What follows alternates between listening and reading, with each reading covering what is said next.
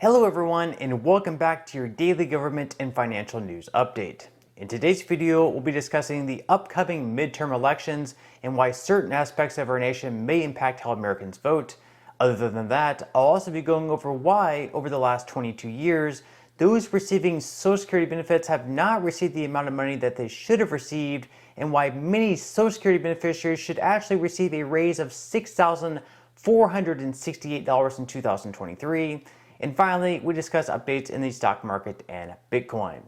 Now, as always, I am definitely interested in hearing your thoughts on everything, and I wanted to quickly thank everyone for giving my videos likes and sharing them, as that certainly helps push these videos out to other people like you. Okay, so the midterm elections are now just 6 weeks away, and according to recent polling by Pew Research, the economy by far is the greatest importance among voters. Coming in below the economy is gun policy, violent crime, healthcare, voting policies, the Supreme Court, education, abortion, energy policy, immigration, foreign policy, size and scope of the federal government, climate change, issues around race and ethnicity, and coming in last, COVID-19.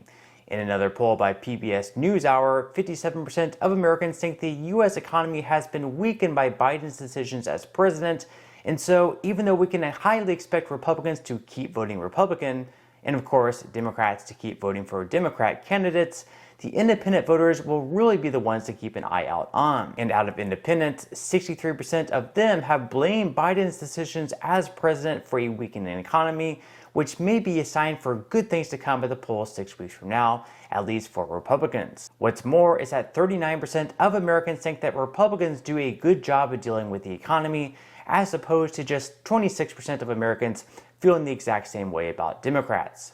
Also, historically speaking, whenever a party has complete control in Washington, have a majority in the House and the Senate, as well as having their party as president of the United States, they usually don't perform all that well in the midterm elections. So here is ABC's Rachel Scott saying exactly what we're all thinking. But when you ask registered voters what issue is at the top of that list, and you see inflation and the economy, and you see 74% of Americans say that the economy is in a bad state right now, and not only that, you have independents thinking that Republicans would do a better job of handling the economy, that all points to an extraordinary set of challenges for Democrats trying to keep the House and the Senate.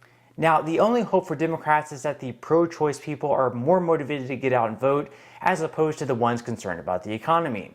According to Governor Christie, though, their polling shows that the pro-life people are actually more motivated by the abortion issue to vote, as opposed to those who are pro-choice. Let's talk about the abortion issue, because 84% of the voters say the economy is their top issue. Only 62% say abortion. And when you go deeper into the poll and look at some of the crosstabs on this, what our poll is showing is that the pro-life people are more motivated by the abortion issue to vote in these midterms than the pro-choice people are. And even though pro-life people may be more motivated to vote, only 39% of Americans would describe themselves as being pro-life, as opposed to 55% saying that they are pro-choice. Also though, 50% of Americans say that abortion should be legal only under certain circumstances such as rape or incest, as opposed to 35% of Americans saying that they should be legal under any circumstances. So although some Americans may be pro-choice, they may be opposed to abortion after a certain time frame, such as 15 weeks when a fetus can start hearing. They're also beginning to develop eyebrows and eyelashes, and also have well-defined fingers and toes. And this is also the exact same time frame that Republican Senator Lindsey Graham said that he would ban abortion by, 15 weeks, which has since faced a lot of blowback. Of course, this is exactly why President Biden and other Democrats aren't listing a time frame for when the Republicans would like to ban abortion, because saying that Republicans want to ban abortion altogether is a much stronger statement than simply saying that they would ban abortion after 15 weeks. Because if it was stated that abortion would be banned after 15 weeks, this would be something that most Americans would probably actually agree with. And so White House Press Secretary Karine Jean-Pierre was asked about this, why exactly the Biden administration can't actually say how many weeks abortion would be banned by. Since you're talking about my topper, I was talking specifically about Senator Lindsey Graham. And your position on his plan is clear. 15 weeks is unacceptable. I was speaking directly to what Republicans are trying to do. So they are calling for a national ban, which takes us backwards. which will 15 weeks, right? it's a national ban which will take us backwards and will put at risk the health of women. And here's the thing about this, Peter, it's not just national ban on abortion. We're talking about privacy, we're talking about contraception, we're talking about marriage. That is what extreme Republican officials are trying to do. That's what we're speaking to. I'm not going to get into specifics here. I'm just going to lay out what they have said that they're going to do. Why not get into specifics? The Republicans are saying we don't want abortion after 15 weeks. Why can't you say how many weeks a president thinks the limit as you should be? know, Kevin McCarthy put out the GOP agenda. I'm not asking about Kevin McCarthy. I'm asking about Joe Biden and his position on abortion. How many weeks? Peter, I'm answering your question. What Republicans are trying to do is take us backwards. They're trying to take away the rights and freedoms of Americans. That's what we're calling out, and that's what we're going to continue to call out. House Republicans oppose a pharmacy bill that would deny women essential medications. As of September, 166 House Republicans have signed onto a heartbeat bill that would decide abortion at the federal level, even though 28 of those members have since said decisions on abortion should be left to the state. And this week, a Michigan GOP official said he wants to ban contraception. So we should really listen to what Republicans are trying to tell us. And that's what we are speaking out against, and that's what we're going to talk about the national ban that Republicans are continuing to push when majority of Americans do not want that. We are all covering the Republican plan. I'm just, why can't you say how many weeks for Biden? No, go ahead. I answered your question. Go ahead, Courtney. I did. Why can't you say, go ahead, Courtney. I wanted to ask you.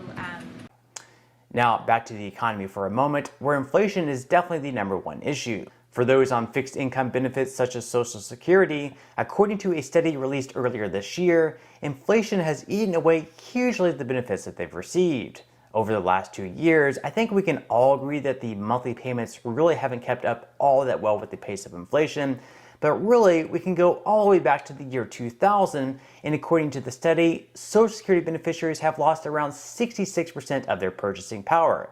No, I didn't say that wrong. That's really 66% that they've lost in their purchasing power. And this is because the study found that since the year 2000, the annual cost of living adjustment that people received on Social Security only totaled up to be 64%. Now 64% is still a large number.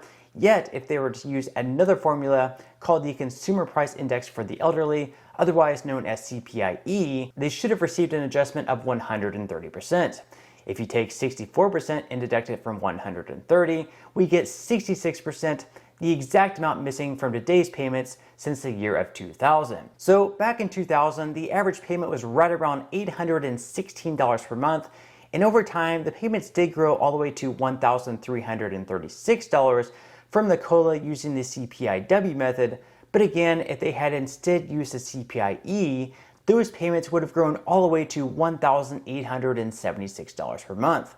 That's a difference of $539 per month, or $6,468 per year. And I think that all of us can definitely agree that receiving an extra $539 every single month would make a huge difference in our lives.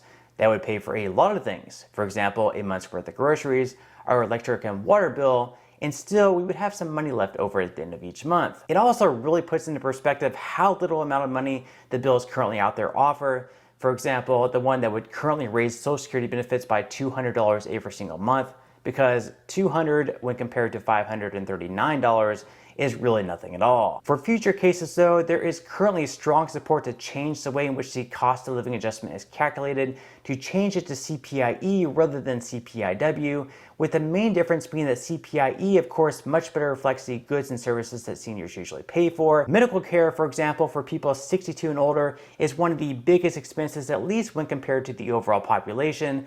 And medical care is also something that has gone up significantly more than other categories have. Now, whether or not anything actually gets changed to make sure that people on Social Security benefits don't continue to get outpaced by the rate of inflation is yet to be known. They still have a couple months left before the midterm elections to vote on a couple of different bills that are currently out there. So we'll just have to wait and see. Now, quickly moving into some money news where investors do hope for stocks to rebound after all major indexes, including the S&P 500, Dow Jones, and NASDAQ all fell by right around 4% last week. And so far, futures don't really look all that promising, with Dow futures down by 0.77%, S&P 500 futures in the red by 0.82%, and NASDAQ futures down by 0.66%. Now, unlike the stock market, over the last day, Bitcoin has been relatively flat, up by 0.38%, but is still down by over 10% in the last month. So as I mentioned in all my previous videos, even though markets are currently down, this is actually the best time to slowly be buying into the markets, just because you're getting in at much better prices. And then when the market starts going high again, that would actually be the best time to either sell or just hold and stop buying in as aggressively as before. So with that said, if you would like to receive 12 free stocks and $5 worth of Bitcoin, in the comment section below, I will leave a link where you can receive just that from my partner in Webull. And even if you don't feel like investing at this time for whatever reason, once you receive the free stocks, what you can always do is just sell them for what they're worth and then transfer that money right back to your bank account. So in total, you should be receiving a value of at least $50 or more. Some people have actually received over $3,000 in the past, which will be taxable, but still you can think of this as just some free extra money with just a few minutes of work. But on that note, I'm going to go ahead and wrap up this video. If you enjoyed the content in today's video and you would like to see more like it, I would greatly appreciate it if you would give this video a like, subscribe, and make sure to ring the notification bell. That way you won't be missing any of my future videos. And until next time, I hope you have a wonderful rest of your day, and I'll see you in the next video.